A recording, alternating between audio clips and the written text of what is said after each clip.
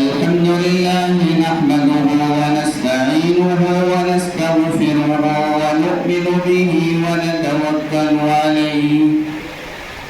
ونعوذ بالله من شرور أنفسنا ومن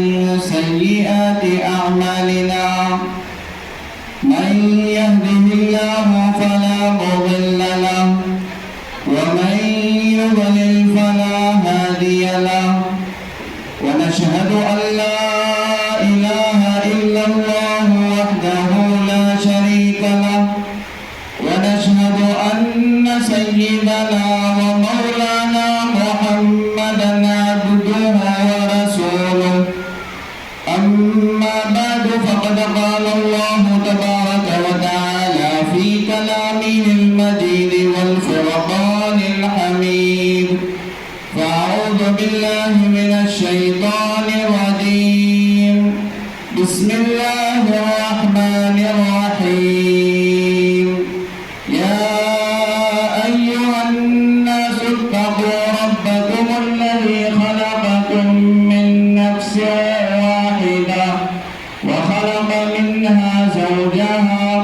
وبث منهما رجالا كثيرا ونساء واتقوا الله الذي تساءلون به والأرحام إن الله كان عليكم رقيبا يا أيها الذين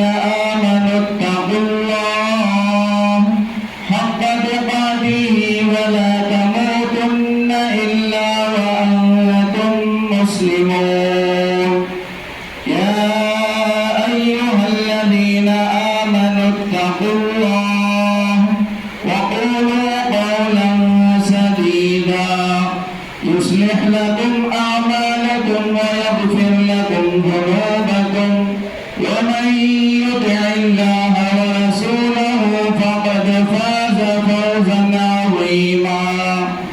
وقال النبي صلى الله عليه وسلم الدنيا كلها متاع وخير متاع الدنيا المرأة الصالحة وقال النبي صلى الله عليه وسلم إذا تزوج العبد فقد استكمل نصف الدين فليتق الله في النصف الباقي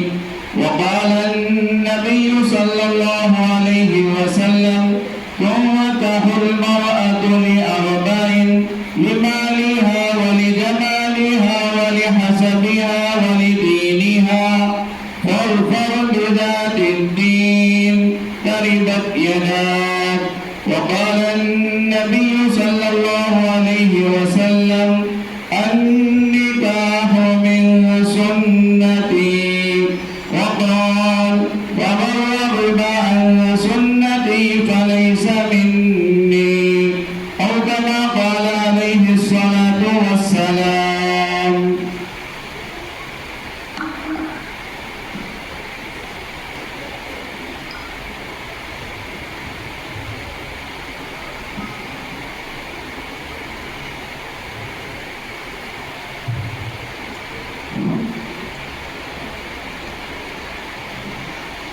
जनाब हाफिज इसरार अहमद इब्न मखदूम हुसैन कुर्बानी साहब, आपका निकाह सुमैया बिन्त अब्दुल हमीद सनदी के साथ जनाब समीम इब्न सरदार साहब मुकाशी की वकालत से और जनाब मुश्ताक अहमद इब्न कासिम साहब सनदी और जनाब इस्माइल इब्न बापू साहब इंदीकर इन दोनों हजरात की गवाही के अलावा हाज़रीन मजलिस के 10 ग्राम नकद सोना बशक्ल ज़ेवर इसके अवस आपके निकाह में सुमैया बिन्त अब्दुल हमीद सनदी को दिया। क्या आपने सुमैया बिन्त अब्दुल हमीद को अपने निकाह में कबूल किया? मैंने कबूल किया अल्हम्दुलिल्लाह। सुमैया बिन्त अब्दुल हमीद को आपने अपने निकाह में मैंने कबूल किया अल्हम्दुलिल्लाह। दुआ फरमाए। अल्लाहुम्मा सल्ली अला सय्यिदिना شریک ربنا ظلمنا انفسنا وان لم تغفر